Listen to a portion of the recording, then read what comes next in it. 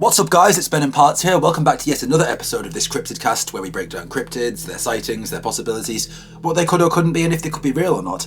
And I am a little burned out after starting my Saucercast, my podcast on UFOs, UFO crashes and UFO mysteries, and working on all the documentaries I've been working on for this Cryptid cast series. I recently did one on the Chupacabra, which is doing quite well. I did one on the Disco Demon, on the Silver Cat, on the Ball-tailed Cat.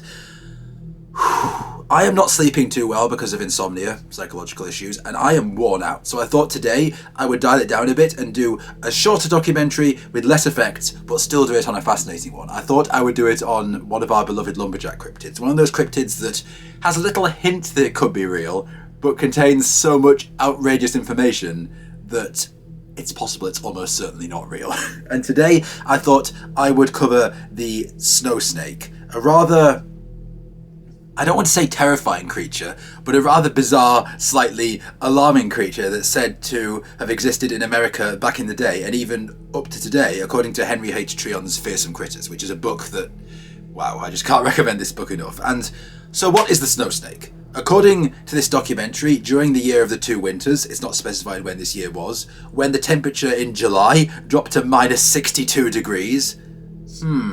Don't recall that happening.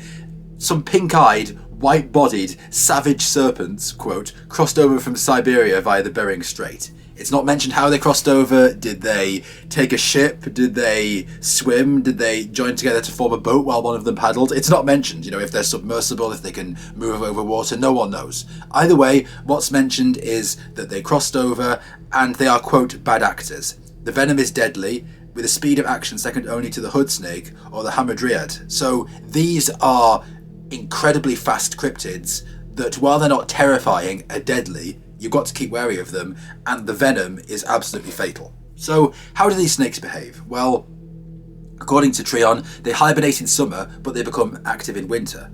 And the way they hunt is that they coil on a low snowdrift, because they're pure white, and that makes them wholly invisible to the prey.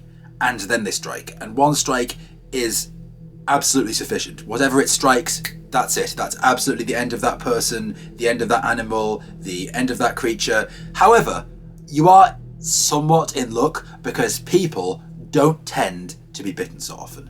Apparently, mankind is, quote, not often bitten as he makes too big a mouthful.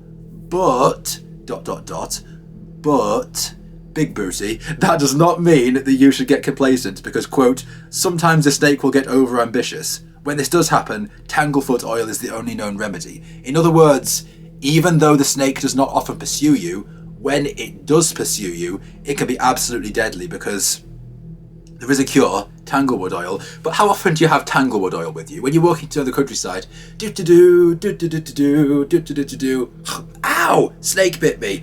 Oh, wait, I'm not going to die. I've got my tanglewood. Oh, wait, and I forgot to bring it with me.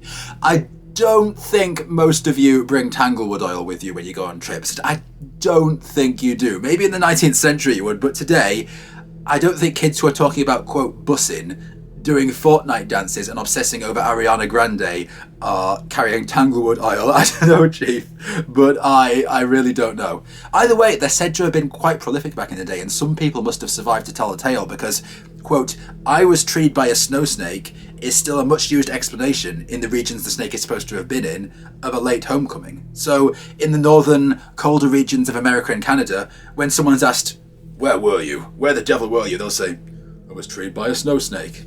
And they may or may not smell about they may or may not smell of beer when they say that, and they may or may not have been using that to cover up some suspicious reason why they were out late at night, but it's still a phrase they use. It's a phrase that you're meant to use according to this book to justify why you're coming home late at night. But what do you guys think? Have you ever heard any folklore tales of this? Do any of your family members or friends know anything about this, or have you heard anything? Please do drop that in the comment section. Every now and then I get a sighting of someone who has seen a werewolf, someone who has a UFO experience, someone who's seen a giant turtle. Please post all that in the description and let me know if you want to hear any more on the snow snake. Let me know if there's any information I've missed out. Let me know if there's anything else in this regard that you want me to cover. I'm thinking I should do another chapter of this book next. I'll end by saying that the most kind of prey that the snow snake preys on is meant to be owls, weasels, and birds. And that according to Native Americans, the winding trails in the snow are said to be made by the snow snakes, which is, again, a very fascinating thing and does suggest that they were maybe once prolific. Alright everyone, thank you so much for listening, and I will see you in the next episode.